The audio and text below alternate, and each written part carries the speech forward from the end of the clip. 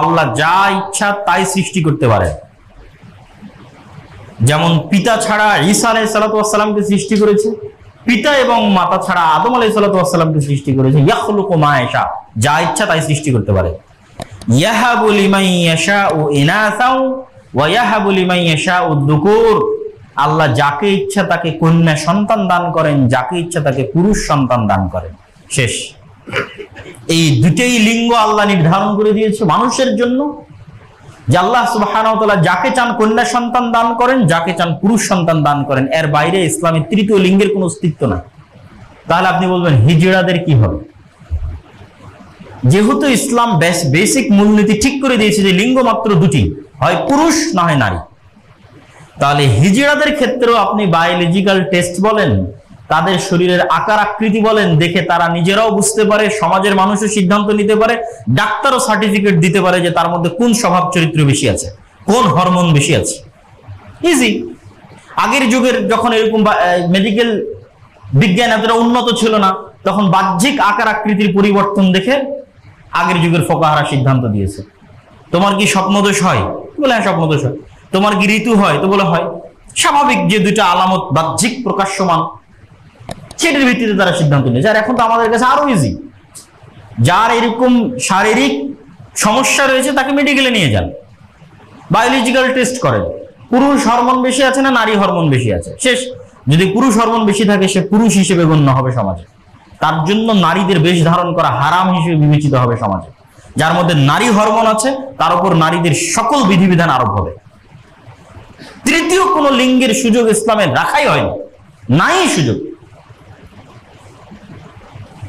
এবং মানুষের পক্ষে সম্ভব নয় যে মানুষ টোটালি নিজের শরীরকে পুরুষ থেকে মহিলায় পরিবর্তন করবে। কেন সম্ভব নয়? আপনারা গবেষণা করে দেখেন মেডিকেল সায়েন্সে, যে আপনি বাহ্যিকভাবে হয়তো আপনার কিছু বাহ্যিক রূপের পরিবর্তন ঘটাতে পারবেন, কিন্তু যে হরমোন আল্লাহ সুবহানাহু ওয়া তাআলা সৃষ্টি করে, একজন পুরুষ কখনোই ওই পরিমাণ নারী হরমোন তৈরি করতে পারবে না।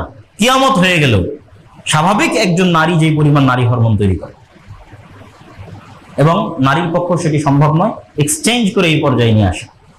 স্বাভাবিক বাহ্যিক পরিবর্তন ঘটতে পারে, কিন্তু সৃষ্টির একদম অভ্যন্তরে মেইন জায়গায় গিয়ে পরিবর্তন সম্ভব নয়। তাহলে লিঙ্গ দুটি, হয় পুরুষ অথবা স্ত্রী, তৃতীয় কোনো লিঙ্গের সুযোগ না।